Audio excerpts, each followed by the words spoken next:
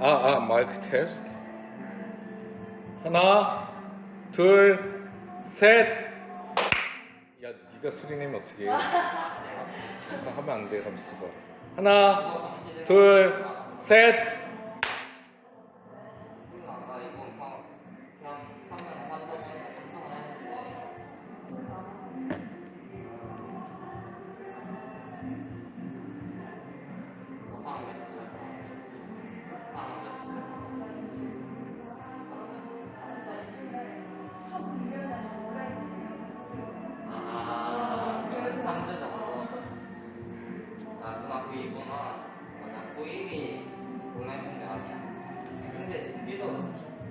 난 그냥 그저 기합한 날 정도 다음 주에 쉬는 거 같냐? 하고 싶지 않을 나 솔직히 코로나 없었니?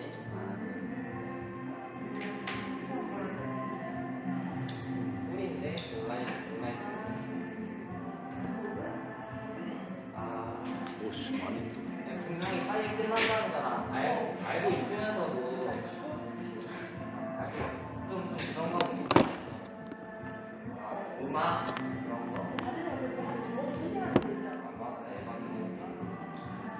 과제 그거 걔도 좀 만든 사람 대박이네. 듣기만 하면 되지.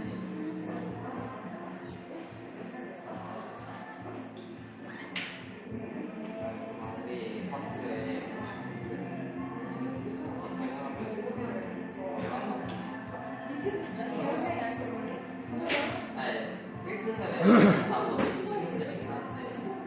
평일에 공부 새벽 3시까지 하고 나왔는데 근데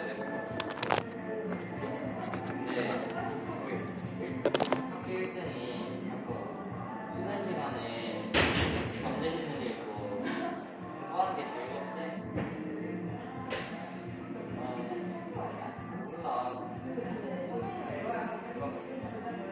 그런 애좀 과학기로 돌려야 돼. 과학도 돌려야 돼. 내신 뭐지? 중학교 뭐지? 1학년부터 3학년 때까지 전부 다 A 맞는 애들은 다 받아서 수강시켜야 했어. 얘를 내신다고.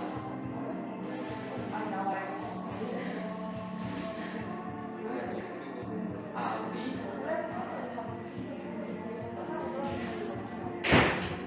하나도 떨어지는 데 많더라고.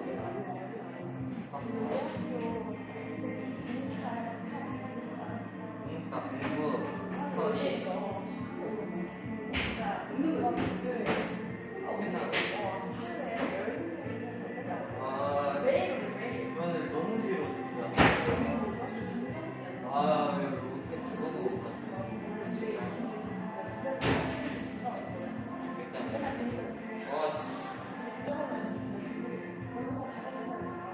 우리 형이 이번에 수학가 뒤로 갑자기 30점이 5등급이거든?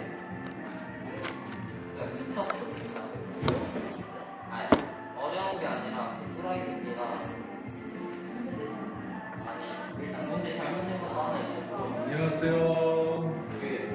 나한테 2시간 주면 100점 맞아요. 2시간에 뭔지 알아? 시간 주면 100점 맞을 수 있는데 한 100점 맞아. 안녕, 시은아. 존나 쉬운 거 냈지.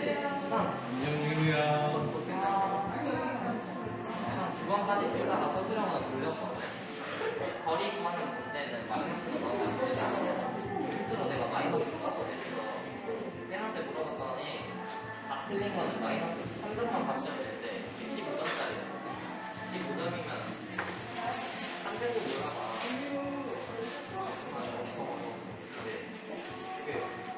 이게 마이너스가 예쁘게 나오면 안 되는 게 플러스를 내가 마이너스로 써가지고 거리라서 마이너스라고 하는 거거든.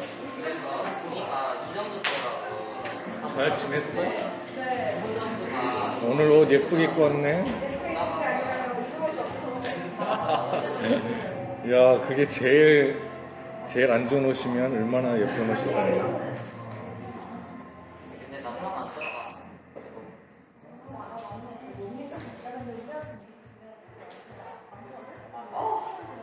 너무 끔찍하다. 아예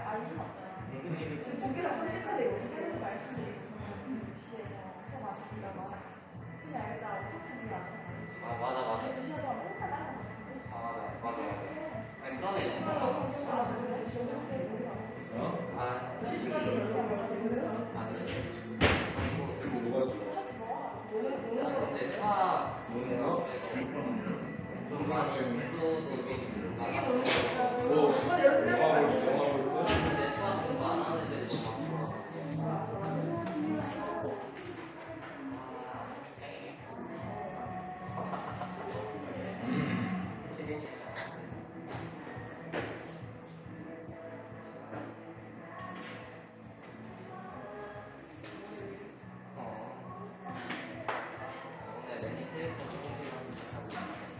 안녕하세요. 네, 감사합니다.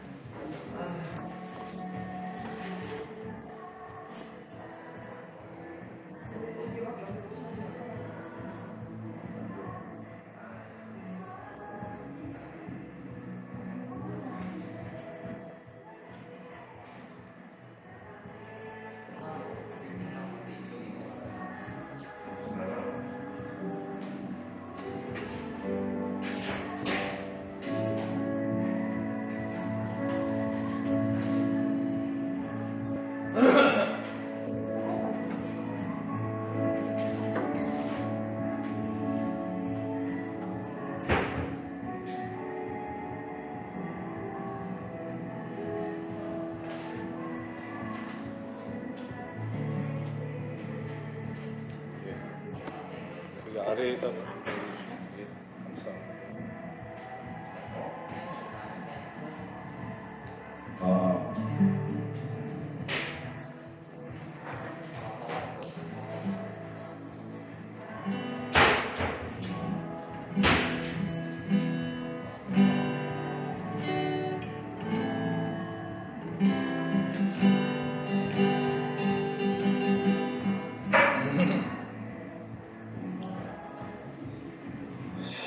시간이 되었으므로 예배를 시작하겠습니다. 다 같이 기도로서 시작하겠습니다. 하나님 아버지 감사합니다.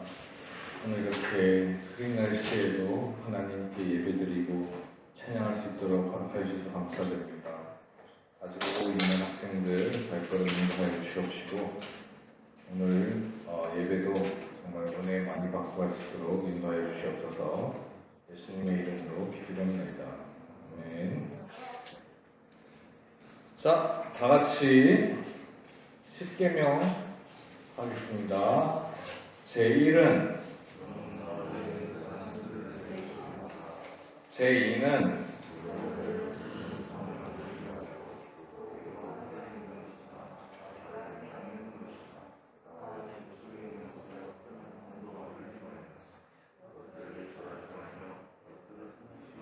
제3은 제4는 제5는 제6은 제7은 제8은 제9는 제10은 사도신경 하시겠습니다.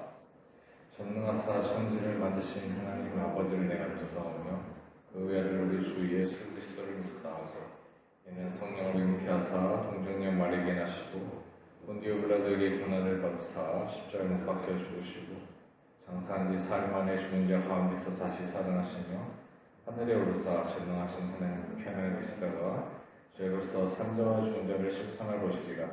성령을 믿사오며 거룩한 공예와 성도가 소극한 것과 죄를 사하여 주신 것과 다시 사는 것과 영원히 사는 것을 믿사옵나이다. 아멘.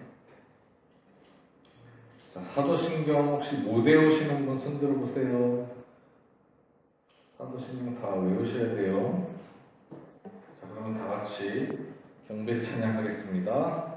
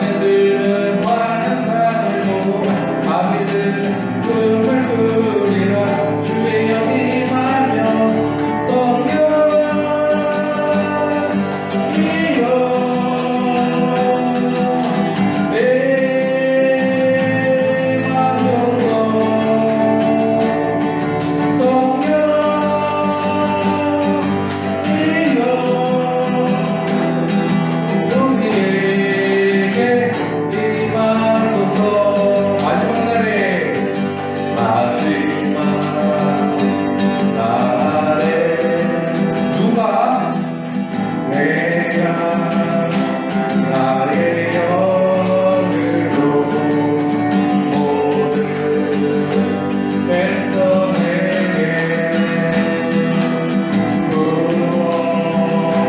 부어주리라. 자녀들은 예언할 것이요 청년들은 환한 산을 보고 아이들은 꿈을 꾸리라. 주의 영이 임하여 자녀들은 예언할 것이요 청년들은 환한 산을 보고 아이들은 꿈을 꾸리라. 주의 영이 임하여 성령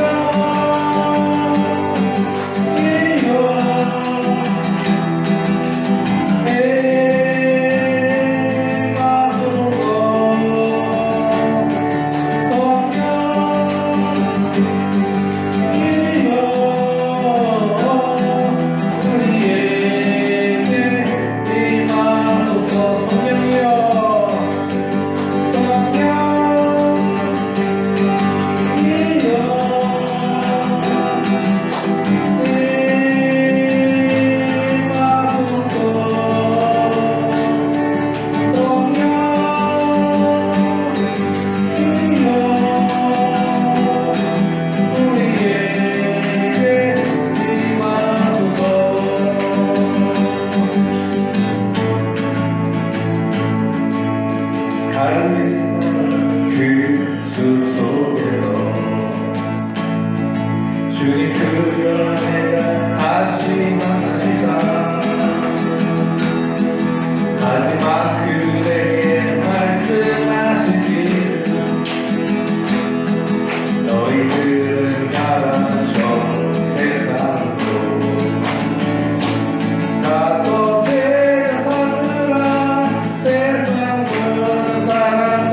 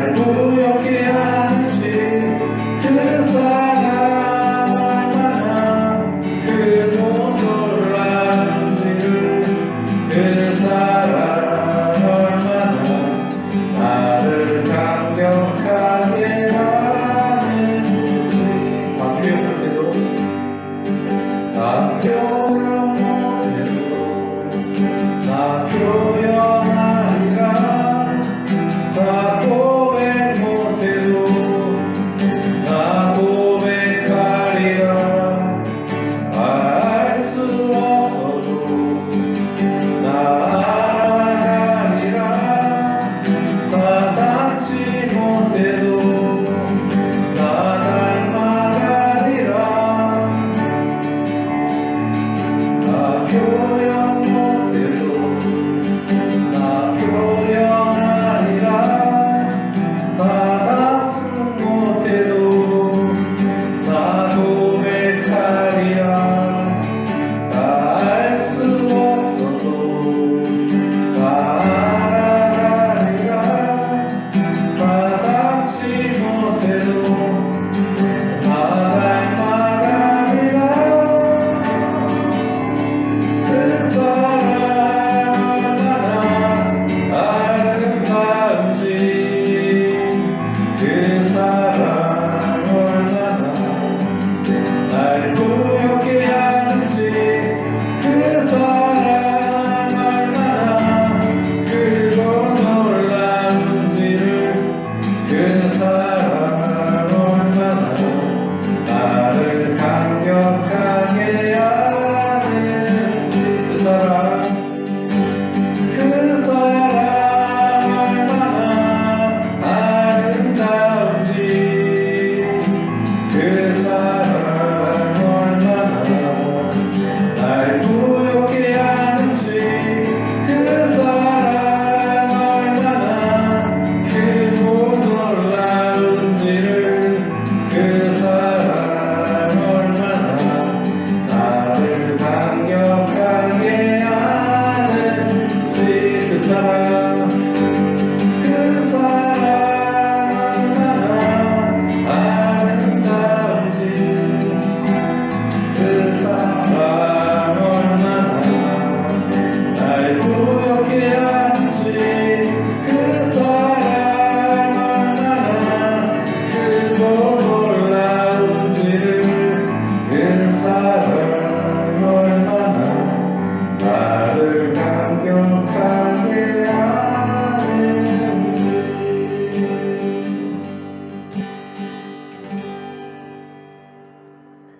오늘 예배를 위해서 백준희 형제님이 기도해 주시겠습니다.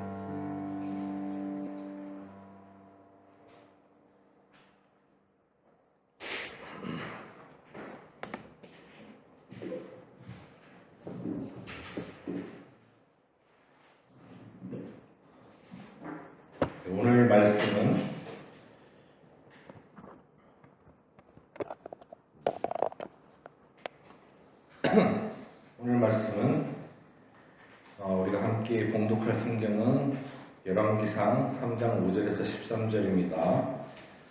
다 같이 읽겠습니다. 시작. 기브온에서 밤에 여호와께서 솔로몬의 꿈에 나타나시니라. 하나님이 이르시되 내가 내게 무엇을 줄꼬 너는 구하라. 솔로몬이 이르되 주의 종 내 아버지 다윗이 성실과 공의와 정직한 마음으로 주와 함께 주 앞에서 행함으로 주께서 그에게 큰 은혜를 베푸셨고 주께서 또 그를 위하여 이 큰 은혜를 항상 주사 오늘과 같이 그의 자리에 앉을 아들을 그에게 주셨나이다. 나의 하나님 여호와여 주께서 종으로 종의 아버지 다윗을 대신하여 왕이 되게 하셨사오나 종은 작은 아이라 출입할 줄을 알지 못하고 주께서 택하신 백성 가운데 있나이다.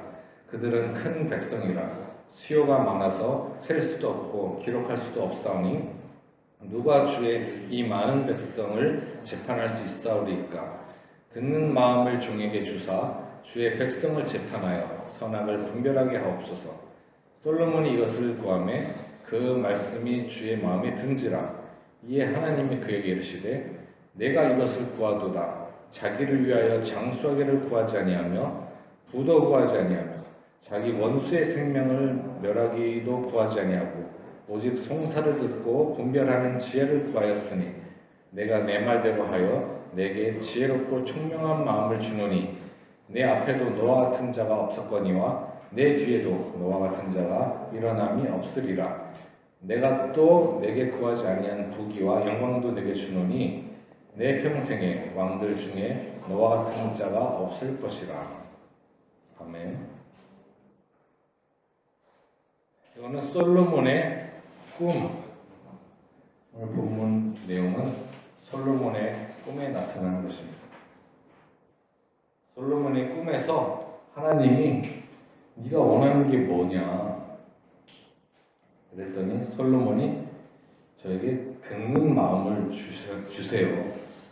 이 듣는 마음은 이제 사람들의 말을 잘 듣고 그걸 잘 분별해서 지혜롭게 이제 재판할 수 있고 판결할 수 있는 그런 마음입니다. 그런 마음을 달라고 했는데 하나님이 지혜만 주시는 게 아니라 뭐도 줬죠? 부귀와 영광도 줬어요. 부귀와 영화 다 줬습니다. 되게 좋죠?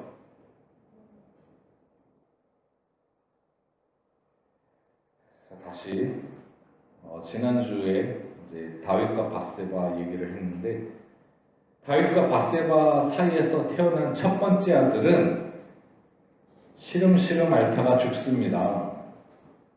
왜냐하면 하나님이 예언하신 대로 다윗이 우리아를 살인하고 밧세바를 쟁취한 그런 대가입니다. 그리고 솔로몬이 두 번째로 태어났습니다. 다윗에게는 다른 부인에게서 태어난 아들도 있었는데 다윗은 밧세바를 사랑했기 때문에 솔로몬에게 왕위를 물려줬습니다. 저는 어렸을 때 솔로몬이 밧세바의 아들인 줄 몰랐어요. 근데 성경을 열심히 읽다 보니까 솔로몬이 밧세바의 아들이라고. 다윗이 죄를 짓고 그 여자 사이에서 태어난 아들이라고. 근데 다윗은 자기 욕심 때문에 밧세바를 사랑했기 때문에 밧세바에게 솔로몬을 다른 왕자들이 눈치채기 전에 잽싸게 왕위를 물려줍니다. 그리고 오늘 본문에서 솔로몬이 왕이 된 후 하나님께 구한 것이 무엇입니까? 솔로몬은 하나님께 듣는 마음을 달라고 합니다. 여러분, 지혜는 듣는 마음이 지혜예요. 잘 들어야 돼요. 이 설교 말씀도 열심히 잘 듣는 사람이 지혜가 있는 것입니다. 잘 듣고 선악을 분별할 잘 들어야 선악을 분별할 수 있는 능력이 키워집니다. 솔로몬은 선악을 잘 분별하여 백성들을 잘 다스릴 수 있도록 해달라고 합니다. 그러자 하나님이 기뻐하시며 지혜롭고 총명한 마음을 주시겠다고 합니다. 그리고 솔로몬이 구하지 않은 부귀와 영광도 주십니다. 덤으로 주셨어요. 솔로몬은 지혜만 구했는데 하나님은 그것뿐만 아니라 부귀와 영화도 주셨습니다. 부귀와 영광까지 주시니 얼마나 감사한 일입니까? 그렇지 않습니까? 하나님이 부귀와 영광을 주신 이유가 무엇일까요? 여러분은 꿈에 하나님이 나타나서 원하는 것이 무엇이냐고 묻는다면 뭐라고 대답하시겠습니까? 은상이는 뭐라고 대답할 것 같아요?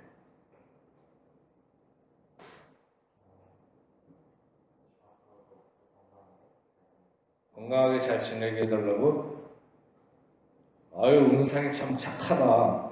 이런 은상이에게 돈을 달라고 하는 것도 아니고 건강을 달라고 하니 참 착하다. 내 은상이에게 돈도 주겠다 하시는 거예요, 하나님이. 근데 돈과 지혜는 함께 갈 수가 없어요. 여러분도 잘 아시죠? 돈과 지혜는 함께 갈 수가 없습니다. 둘 중에 하나를 택해야만 합니다. 하나님이 솔로몬에게 두 가지 선택권을 주신 것입니다. 부귀 영광이냐 아니면 지혜냐? 솔로몬은 무엇을 택했을까요? 솔로몬은 자신이 지혜를 구했지만 결과적으로는 돈이 들어오자 지혜를 버리고 부귀 영광을 선택합니다. 솔로몬은 이스라엘 사람과 결혼하지 않고 이방 여자와 결혼합니다.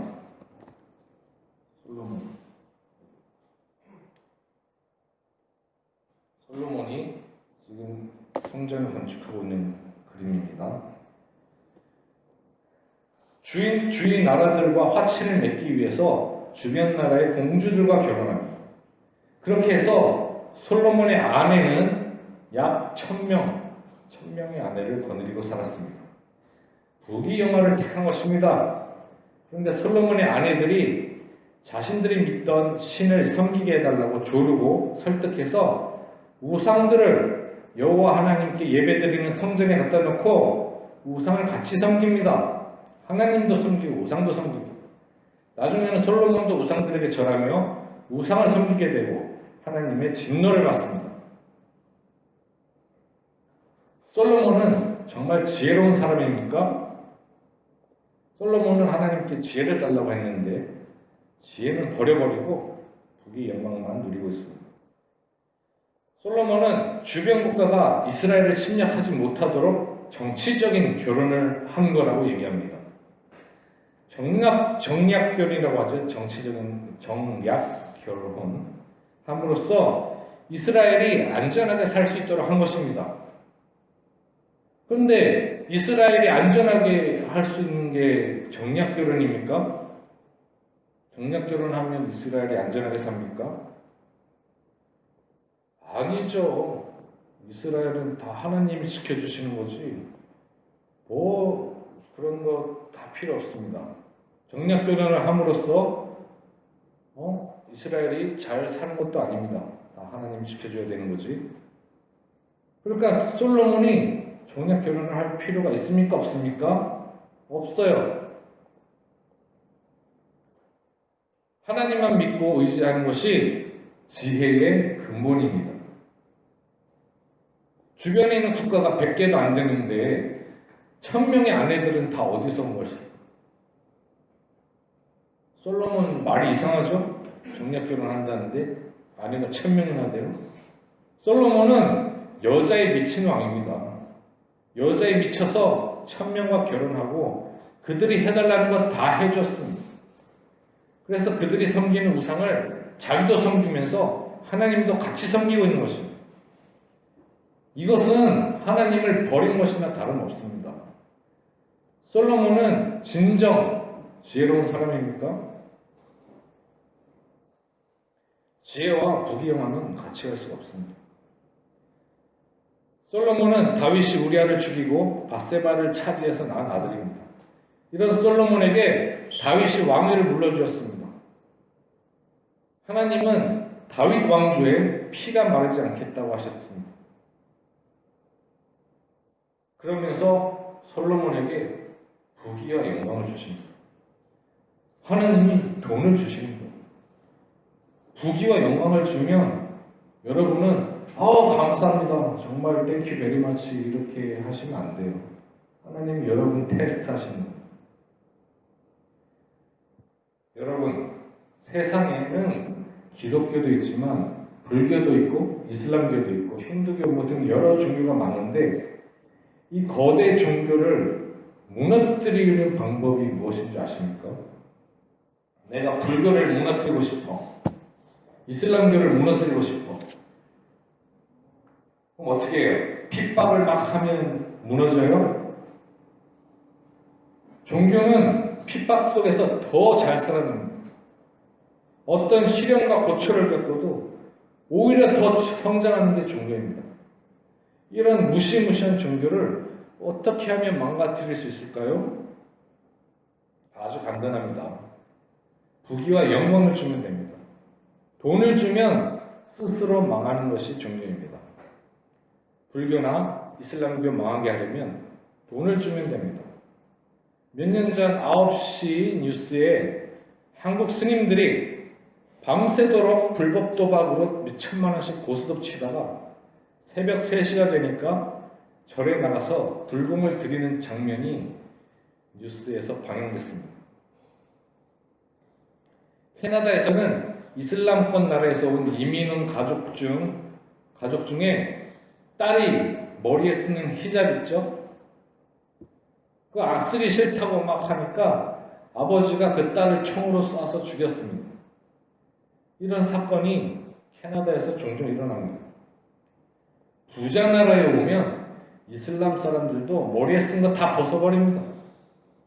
스님들도 팔 다 걷어붙이고 몇 천만 원씩 하는 도박합니다. 이렇게 돈의 힘은 막강합니다. 돈은 종교를 변질시킬 수 있는 힘이 있습니다. 솔로몬이 아무리 지혜가 뛰어나고 부귀영화 앞에서 뛰어나도 부귀영화 앞에서는 무릎을 꿇었습니다.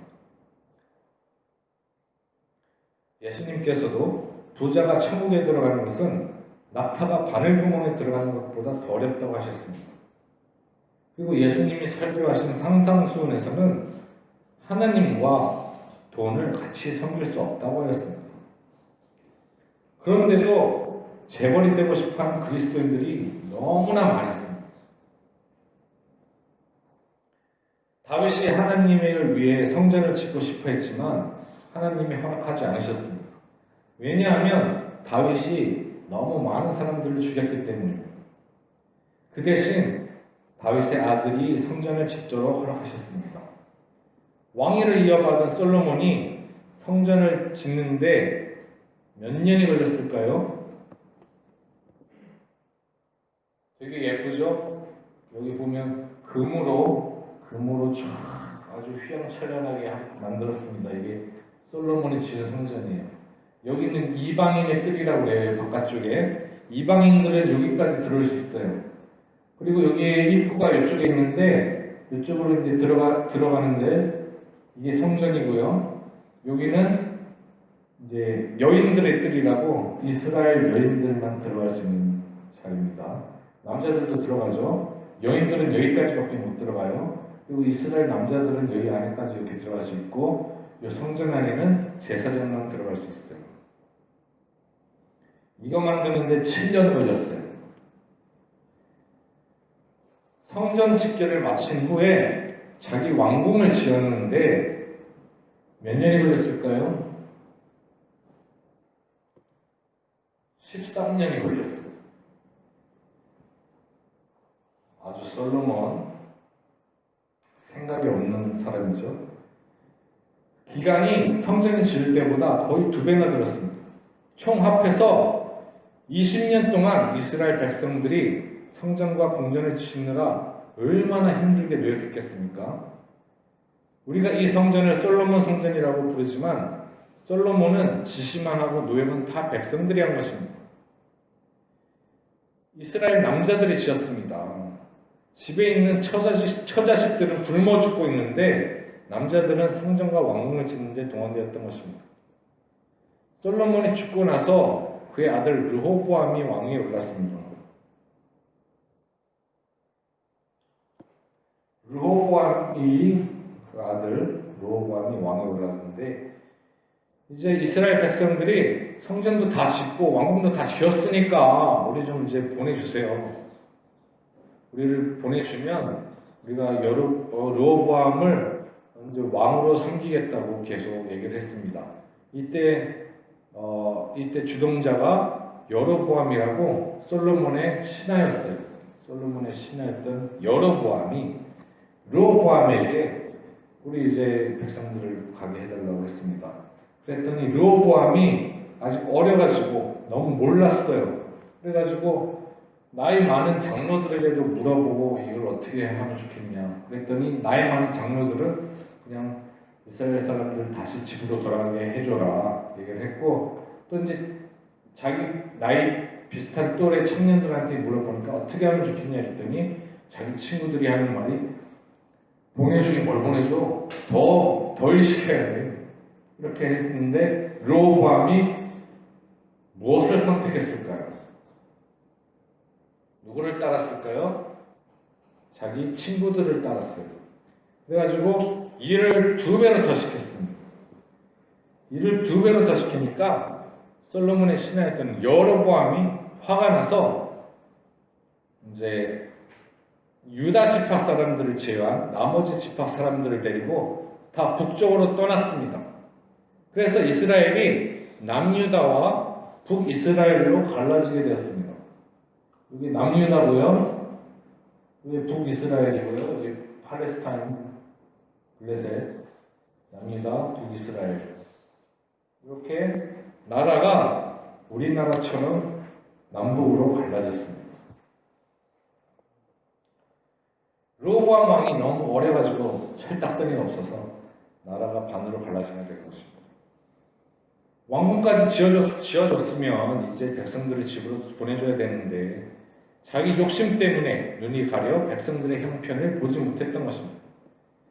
이처럼 돈이 생기면 욕심이 생기고 시간이 지날수록 더 큰 욕심이 생기는 것이 인간입니다. 자기 자신을 컨트롤할 수 있는 사람은 이 세상에 아무도 없습니다. 다윗과 솔로몬도 이렇게 쉽게 무너졌는데 이들보다 더 큰 믿음을 가진 사람이 이 세상에 몇 명이나 되겠습니까? 남북이 갈라지고 나서 여로보암이 북이스라엘의 왕이 되었습니다. 북이스라엘 사람들이 명절 때마다 제사를 드려야 되는데 이제 제사를 드려야 되잖아요, 명절 때마다. 그랬더니 여기 예루살렘이 여기 있잖아요, 남유다에. 북이스라엘에 있던 사람들이 좋은 재물을 가지고 다 예루살렘으로 가는 거예요. 그러니까 여로보암이 아이고 이거 큰일 났다 이래가지고 베델과 단에 제단을 쌓고 금송아지를 만들었어요. 금송아지를 만들어서 자, 이게 여호와 하나님이다. 너희들은 이곳에 제물을 바치기를 바란다. 이래가지고 북이스라엘 사람들은 멀리 갈 필요 없이 가까운 곳에서 제사를 드렸습니다. 여로보암이 예루살렘 지성소 외에 또 다른 지성소를 자기 마음대로 만든 것입니다. 지성소는 성전 안에 있는 곳이 지성소죠. 대제사장만 들어갈 수 있는데 그 솔로몬이 만들 때 솔로몬이 자기 마음대로 만든 게 아니에요. 하나님이 다 지시하신 대로 그 사이즈랑 장소랑 다 하나님이 정해주신 거고 하나님이 하란 대로 해서 만든 거지 솔로몬이 마음에 만든 대로 아니에요. 여로보암은 재물이 다 남쪽으로 내려가니까 자기가 그 재물을 받기 위해서 거기다가 지성소를 만들어서 하나님을 크게 진노하게 만들었습니다. 그래서 북이스라엘은 남북으로 분단된 지 200년 만에 아수르에게 멸망을 당했습니다. 아수르는 이 위쪽에 있고요. 아수르는 그리고 동쪽에는 바벨론이 있어요. 바벨론은 지금의 어느 나라죠? 이라크가 여기 있고 여기 아수르는 지금은 시리아. 아수르 했다가 아시리아로 바뀌었다가 지금은 시리아로. 그러니까 시리아라고 생각하면 됩니다. 아수르는. 그래서 아수르가 이 땅을 다 먹은 거예요. 북이스라엘. 다 먹고 여기 남유다는 강하게 저항해가지고 남유다는 못 먹었어요. 근데 아수르가 혼혈 정책을 썼습니다. 이제 아수르가 여기 이스라엘만 먹은 게 아니라 다른 나라들도 다 먹었어요. 다 식민지 삼았는데 자기들한테 봉기를 들까봐 이 사람들이 어떤 정책을 펼쳤냐면 이스라엘 사람과 뭐 암몬 사람과 막 섞어서 결혼시키는 거예요. 혼혈 정책을 쓴 거예요. 피가 섞인 거죠. 그래서 여기 북이스라엘은 나중에는 다 혼혈인들밖에 없었어요. 정통 이스라엘 피가 없었던 거죠. 그래서 남유다 사람들이 이 북이스라엘 사람들을 인정을 안 해줬어요. 야, 너희들은 섞인 나라야, 섞인 애들이야. 너희들은 이스라엘 사람이 아니야. 하나님의 선택받은 민족이 아니야. 무시한 거죠. 그래서 북이스라엘은 사마리아로 이름을 바꿨습니다. 북이스라엘은 사마리아. 그래서 북이스라엘 사람들은 사마리아인이라고 얘기를 해요. 그래서 이방인들이랑 똑같이 취급을 해서 이 유다 사람들이 이 사람들이랑 같이 얘기도 안 하고 밥도 같이 안 먹어. 말도 안 섞어. 그래서 나중에 신약에 보면 예수님이 사마리아 여인을 만나죠. 그러니까 사마리아 여인이 어떻게 왜 예수님이 이제 물 좀 달라고 하니까 사마리아 여인이 아니 당신은 유다 사람 같은데 왜 나한테 말 거냐고 묻는 거죠. 왜냐하면 유다 사람들은 말 안 걸어요. 여기 아주 그냥 잡종들이에요. 잡종들. 여기는 이제 진짜 하나님 선택받은 남은 유다 백성들이라고 생각하고.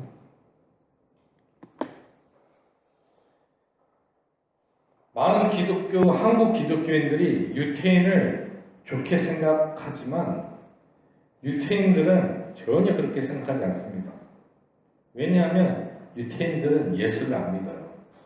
그래서 저 같은 사람을 지금도 캐나다에 유태인들이 많이 있는데 학교에서 말 걸라고 그러면 잘 나랑 말 안 섞으려고 그래요. 유태인들은 눈도 안 쳐다보고 얘기해요. 정통 유태인들만. 남유다는 북이스라엘이 이렇게 멸망한 것을 보고서도 자신의 죄를 뉘우치지 않고 북이스라엘이 지었던 죄를 그대로 따라합니다. 하나님이 주신 율법을 무시하고 우상을 섬기며 동성애가 번창하고 쾌락 위주로 갑니다. 북이스라엘이 죄 때문에 멸망했다는 선지자의 말을 믿지 않습니다. 남유다 사람들은 그들이 힘이 없어서 아수르한테 멸망했다고 생각합니다. 그래서 남유다는 북이스라엘을 멸망시킨 아수르를 주적으로 생각하고 옆에 있던 바벨론과 동맹을 맺어요. 바벨론과 동맹을 맺고 있으니까 이제 바벨론이 아수르를 공격을 하려고 하는 겁니다. 바벨론이 아수르를 공격하려고 하자 아수르가 애굽 있죠? 애굽 이집트한테 도움을 요청을 해요. 애굽 나 좀 도와줘. 바벨론이 지금 쳐들어왔어. 그러니까 이제 애굽 군대가 이제 일로 지나가야 되죠. 그러니까 어때 여기 남유다는 바벨론하고 동맹을 맺었으니까 저 아수르 놈들 때문에 우리 북이스라엘이 멸망했다. 그래서 우리 저 아수르 놈들 다 쳐부셔야 된다. 이래가지고 애굽 군대를 막아줬어요. 막다가 유다의 요시야 왕이 그때 전사하게 됩니다. 그래서 바벨론이 아수르를 먹고 여기 북이스라엘까지 다 먹었겠죠. 그 다음에 바벨론이 어떻게 했을까요? 남유다의 뒤통수를 딱 쳐서 남유다도 먹습니다. 그래서 남유다는 바벨론한테 포로로 끌려가요.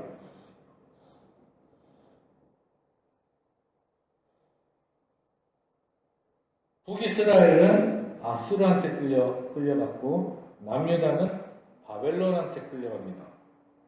근데 바벨론은 혼혈 정책을 안 썼어요. 그래서 그 사람들은 자기 혈통을 유지할 수 있었고 자기 신앙을 지킬 수 있었고 그래서 바벨론으로 끌려가고 나서 70년 동안 여기서 살다가 70년 후에 여기 다시 돌아옵니다. 자기 땅으로 돌아와요.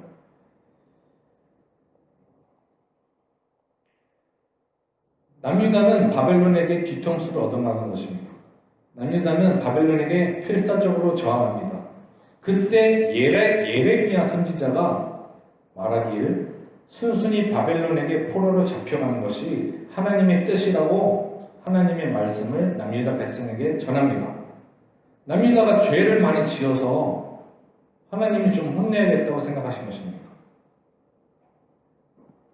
그러나 예레미야를 제외한 대부분의 선지자들은 예레미야를 거짓 선지자라고 하며 바벨론과 맞서 싸우는 게 하나님의 뜻이라고 말합니다. 여러분도 한번 생각해 보십시오. 일본이 쳐들어왔는데 순순히 일본의 포로로 끌려가는 것이 하나님의 뜻이라고 설교하는 목사가 있다면 여러분 그 목사를 뭐라고 생각하시겠습니까? 거짓 목사라고 하지 않겠습니까?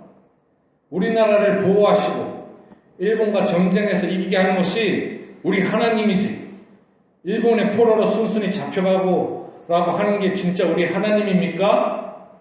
그게 말이 됩니까? 그런데 바벨론의 포로로 끌려갔던 사람들은 그대로 살아남았고 포로 귀환 때 다시 예루살렘으로 돌아와 신앙을 유지할 수 있었지만 바벨론에 필사적으로 저항했던 사람들과 애굽으로 도망간 사람들은 모두 멍멍이 죽음을 당했습니다. 포로로 잡혀간 지 70년 뒤에 유다 사람들은 다시 예루살렘으로 돌아올 수 있었고 그때서야 예레미야가 거짓 선지자가 아니라 진짜 선지자였다는 사실을 알게 됩니다. 그래서 성경에 예레미야서가 있는 거예요. 다른 선지자들은 쓴 글은 다 없어진 거죠. 참으로 하나님의 역사는 인간이 이해하기 어려운 부분들이 많습니다. 이렇게 남북으로 분열된 지 330년 만에 남유다는 바벨론에 의해서 멸망당합니다. 330년 만에 바벨론은 혼혈 신체를 쓰지 않고 이렇게 된 거죠. 그래서 70년 뒤에 바벨론이 페르시아에게 멸망당하고 페르시아 왕 고레스가 포로로 잡혀온 식민지 백성들에게 다시 그들이 살던 땅으로 돌아가도 좋다고 합니다. 그러니까 여기 바벨론이 여기 있었죠. 포로로 잡혀갔죠. 70년 후에 이 옆에 바벨론 옆에 있던 페르시아가 바벨론을 다 먹고 여기 전체를 다 먹었어요.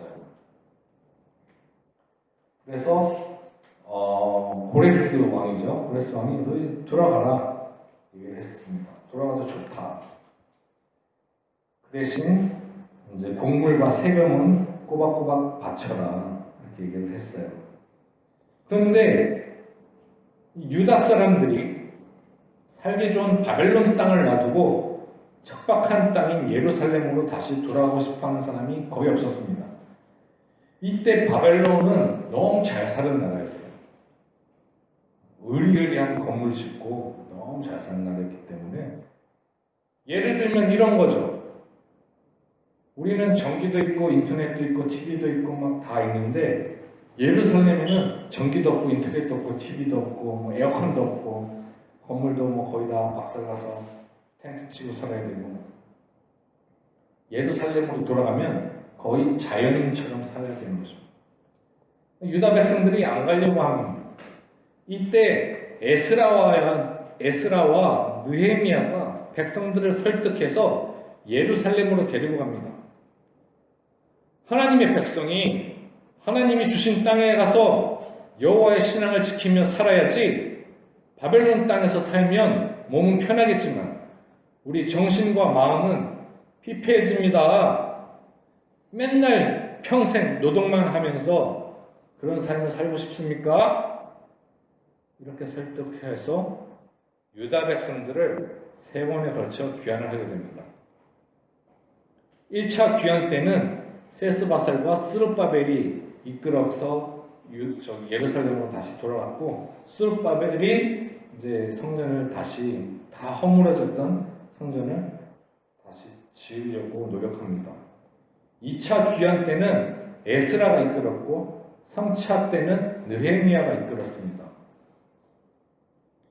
그래서 에스라와 느헤미야가 우리 성경에 나와 있는데, 이제 이 유다 백성들이 가만히 생각해 보니까 우리가 왜 멸망했는가, 우리가 왜 다른 나라에 멸망했나, 하나님이 계시고 아주 성전도 있고 하나님이 계시는 성전도 있고 제일 힘이 센 여호와 하나님이 계셨는데 왜 우리가 멸망했나. 돌이켜봤어요. 돌이켜봤더니 우리가 하나님의 율법을 무시했구나, 하나님 율법을 안 지키고 살았구나. 그래가지고 이때부터 율법을 엄청 철저하게 지킵니다. 그래가지고 바리새인들하고 사두개인들이 나타난 거예요. 율법 엄청 지켜야 돼요.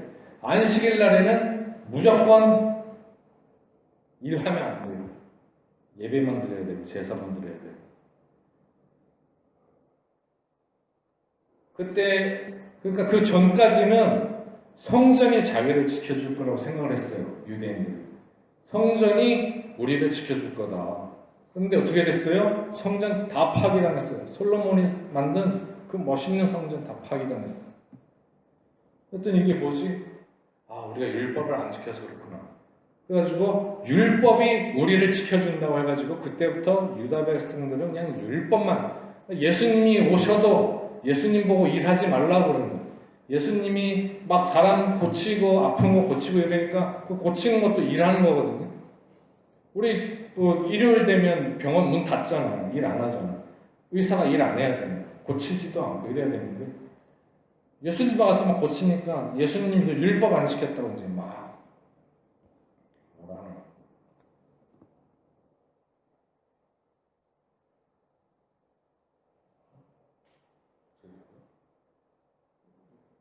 이것 좀 클릭 한 번만 이쪽으로.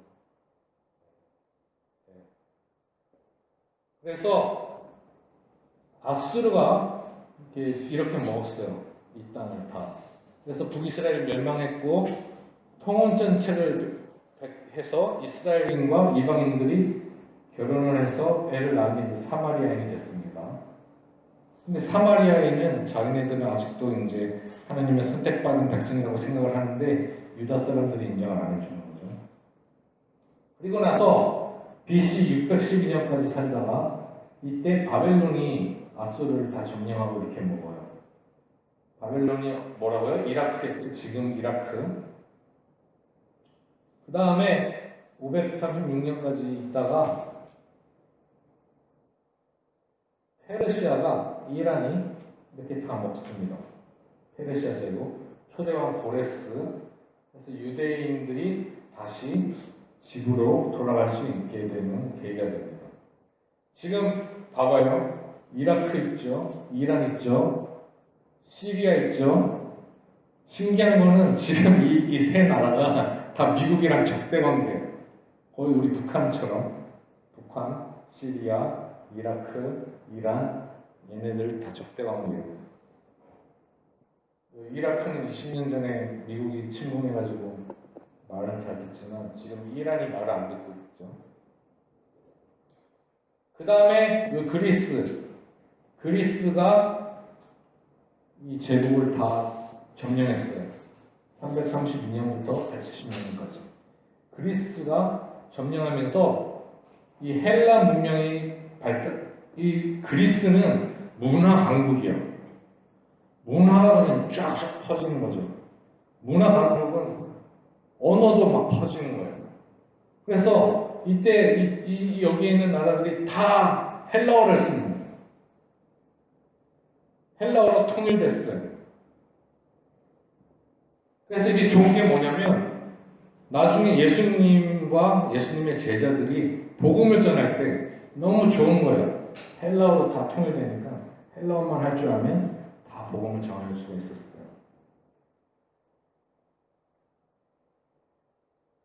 그러다가 유대인들이 독립을 잠깐 해요. 13년 동안 유대인이 잠깐 독립을 하고 이제 여기 그리스 제국이 힘이 좀 약해지니까 유대인들이 좀 독립을 하는데 이 그리스 헬라 문명, 이 헬라 영향이 지금까지 우리한테도 오고 있는 게 뭐예요? 올림픽이에요. 헬라는 1등만 있으면 되는 거예요. 1등. 헬라 문명은 사람들을 다 수직으로 세워놓고 1등만 알아주는 세상. 이게 헬라 문명. 근데 히브리 문화는 히브리 하나님이라고 하면 안 되죠. 네. 히브리 문화, 그 유대인들, 이스라엘 문화는 하나님이 주신 문화는 다 평등하게 골고루 주는 그런 다 이 사람도 사랑해야 되고 저 사람도 사랑해야 되고 다 귀하다 이제 이렇게 되는 거. 어떤 문화가 더 좋아요? 두 개 다 있어야 돼요. 왜냐면 히브리 문화만 있으면 사람들이 일하려고 하진 않아요. 그러니까 헬라 문화도 좀 있어서 열심히 막 하려고 해야 돼요. 그리고 나서 이탈리아가 로마 제국이 지배를 합니다. 이때 이제 예수님이 오셨을 때가 이제 걸리죠. BC 63년부터 500년까지 예수님이 로마 제국 시대에 로마가 이스라엘을 통치하고 있을 때 예수님이 오신 거예요.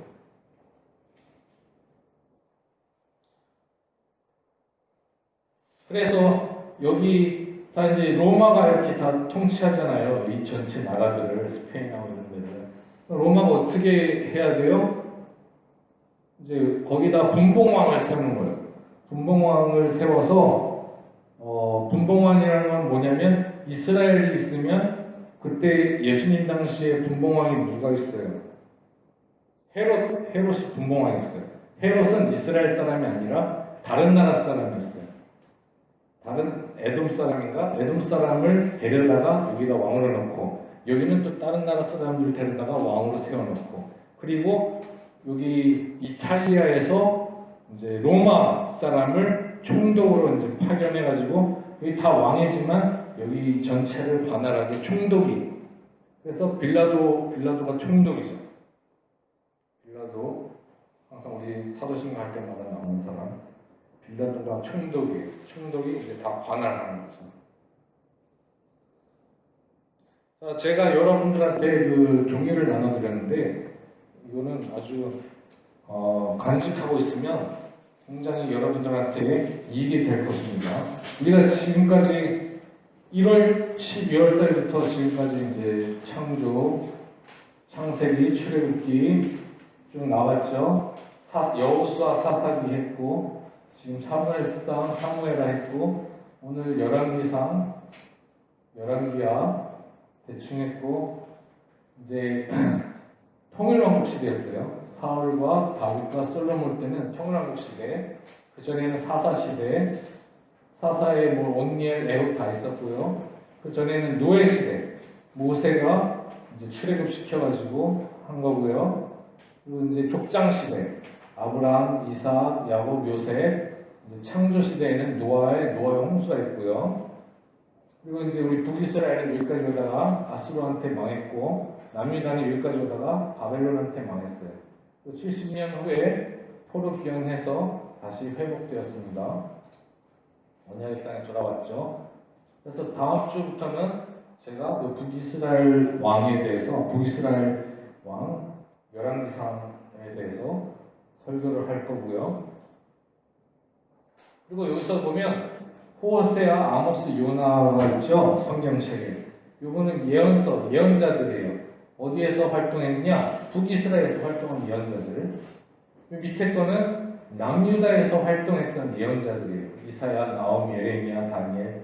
그 사람들은 뭐 이 사람들이 다 남유다만 있었던 게 아니라 북이스라엘도 가고 남유다도 가고 뭐 이렇게 다 했지만 주로 이제 남유다 배경으로 북이스라엘 배경으로 했고 또 여기 레위기 신명기는 요 출애굽 시대 때 있었던 거고 욥기는 족장 시대를 배경으로 하는 거고 사사기와 룻기는 사사기를 배경으로 합니다. 제가 다음 주 수요일 날에 여기 예배당 4층 예배당에서 수요일 날 예배 설교를 다음 주에 제가 합니다. 룻기를 하니까 여러분들 수요일 날 7시 30분에 시간 되시는 분들은 와서 들으면 굉장히 은혜가 될 것입니다. 그리고 시편, 잠언, 전도서, 아가서 요거는 왕정 시대 때 쓴 거죠. 시편은 이제 주로 다윗, 솔로몬, 모세가 쓴 것도 있지만 주로 다윗이 썼어요. 그래서 여기다 넣었고 잠언, 전도서는 솔로몬이 쓴 거예요. 잠언, 전도서 솔로몬이 써서 여기다 넣었고 아가서도 이쪽에 있고 그 다음에 에스라, 에스더 그리고 다니엘, 에스겔 여기 이렇게 걸려있죠. 포로 시대, 포로 기간 동안에 이렇게 쓰여진 책들이에요. 에스더 그리고 포로에서 돌아오고 나서 쓰여진 게 이제 느헤미야, 스가랴, 학개, 말라기, 유엘, 오바다 이런 게 포로 이후에 쓰여진 거예요. 그래서 이런 거를 잘 알고 성경책을 읽어야지 성경이 뭔 얘기인지 알지 그냥 성경책만 무조건 읽으면 아무것도 모릅니다.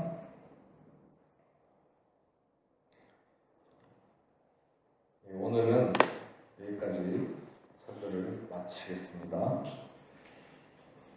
다 같이 기도하겠습니다. 하나님 아버지 감사합니다. 오늘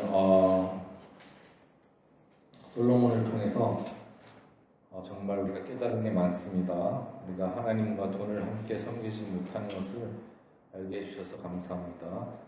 우리가 정말 돈은 필요하지만 돈보다는 하나님이 먼저 우선시되는 그런 서북교회 청소년들이 될 수 있도록 인도하여 주시옵소서. 예수님의 이름으로 기도합나이다. 아멘. 다 같이 봉헌 찬송하겠습니다. 봉헌.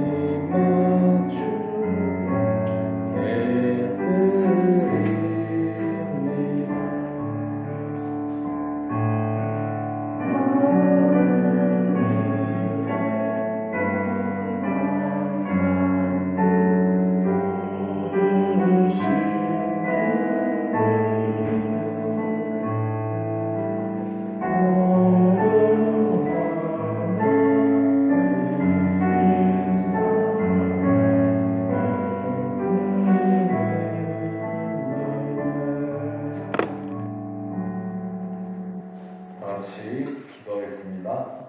하나님 아버지, 정말 우리가 준비한 예물을 기뻐 받아 주시옵시고, 정말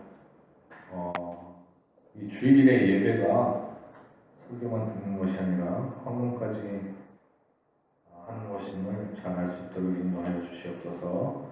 예수님의 이름으로 기도드립니다.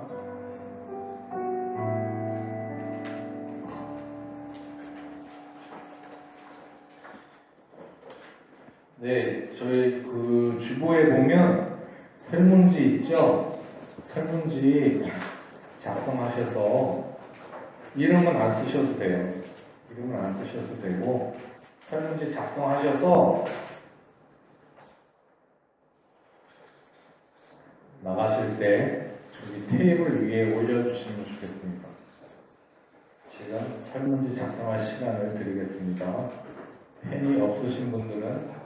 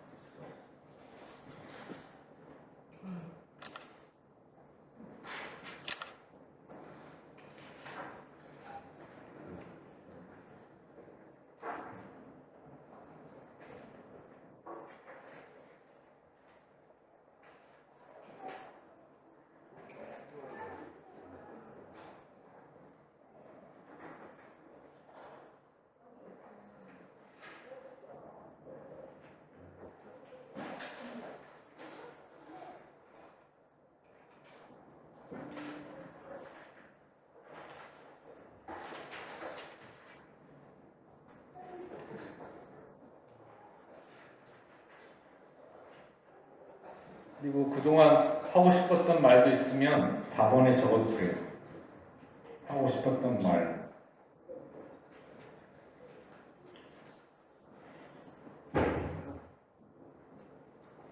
하고 싶었던 말 많이 있죠? 전도사님 뭐 잘생겼어요 뭐 이런 거.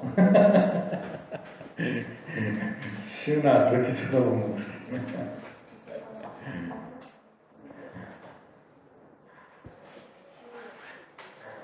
자, 다 했으면 제가 오늘 마니또를 하려고 했는데 제가 마니또 준비한 그게 없어졌어요. 아무리 찾아도 없어져서 다음 주에 마니또를 하겠습니다. 이제 마니또가 뭐냐면 이제 제가 여러분의 이름과 전화번호를 적힌 종이를 쫙 깔아놓을 거예요. 덮어서.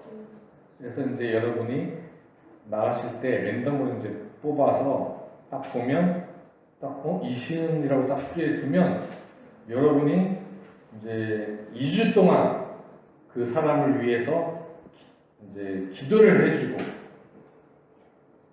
뭐 선물까지는 아니지만 기도를 해주고 할 수 있죠. 그러니까 거기에 왜 전화번호가 적혀 있냐? 거기에 문자나 연락을 하셔서 기도 제목을 알려달라고 하셔서 너를 위해서 기도해주겠다. 그래서 기도 제목을 받고 기도를 해주시는 거예요. 2주 동안. 그래서 2주마다 다시 뽑고 또 뽑고 우리 선생님들도 다 같이 섞여서 여러분들 선생님이 걸리면 선생님한테 연락해서 기도 제목 받아서 2주 동안 기도하고 하는 그런 시간을 다음 주부터 시작하도록 하겠습니다. 아주 좋죠? 오늘 기도는 백준희 선생님이 해주셔서 감사드리고요. 다음 주 대표 기도는 우리 미녀 자매님, 조수빈 자매님이 다음 주에 기도 준비해 주시면 감사하겠습니다. 자, 그리고 오늘 8월 생일을 축하하겠습니다. 오늘 8월 생일자이신 분들은 앞으로 나와주세요.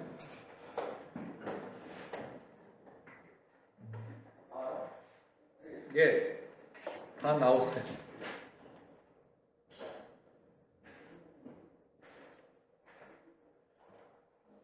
자, 한 분이 저 케이크를 가운데 들고, 예. 자, 지금부터 생일 축하합니다. 보겠습니다. 생일 축하합니다. 생일 축하합니다. 사랑하는 여러분의 생일 축하합니다. 박수! 다 같이 손으로 하나씩 꺼주세요. 손을 빌면서 손으로 하나씩 꺼주세요. 네, 잠깐만 기다리세요.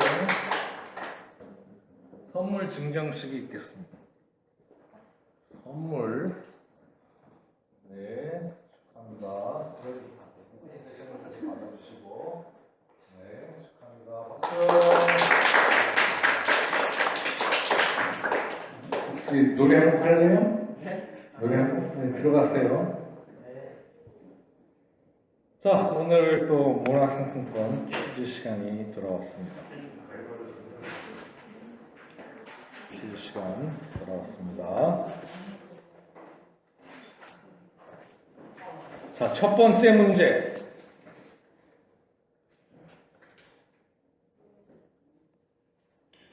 솔로몬이 성전 만든 기간은 몇 년이고 왕궁 만든 기간은 몇 년입니까?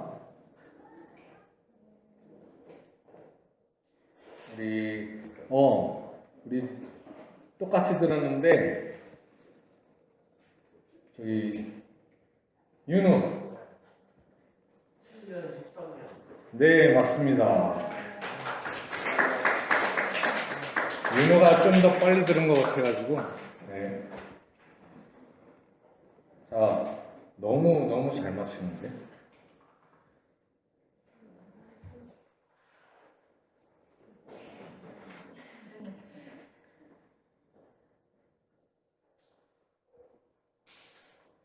우리 서연이도 맞춰봐요. 안 했던 사람들.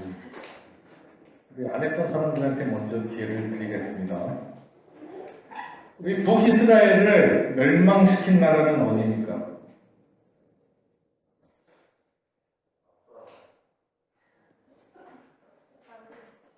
안 했던 사람 저기 미나도 해봐요. 북이스라엘을 멸망시킨 나라. 네, 시은이. 정답. 아스르. 네.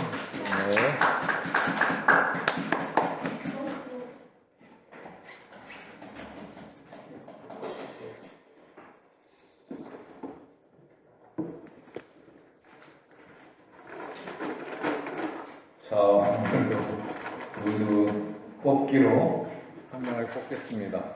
우리 최지 선생님 앞으로 나와주셔서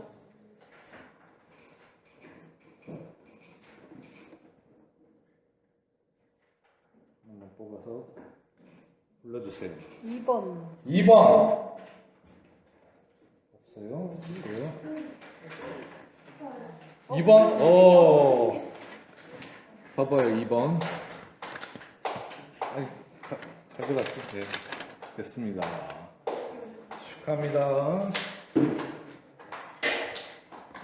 자, 혹시 그 설문지는 나갈 때 저희 테이블 위에다가 놔주시고 꼭 설문지는 다 써서 제출해 주시면 제가 많이 참작하겠습니다. 혹시 질문이나 광고사항 있으세요? 없어요? 네, 그러면 다 같이 주기도문을 하고 마치겠습니다.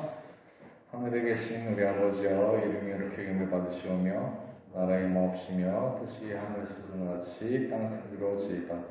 오늘날 우리에게 일용할 양식을 주옵시고 우리가 우리에게 죄진 자를 사하여 준 것 같이 우리 죄를 사하여 주옵시고 우리를 시험에 들게 하지 마옵시고 다만 악에서 구하옵소서. 그의 나라와 권세와 영광이 아버지께 영원히 쌓옵나이다. 아멘.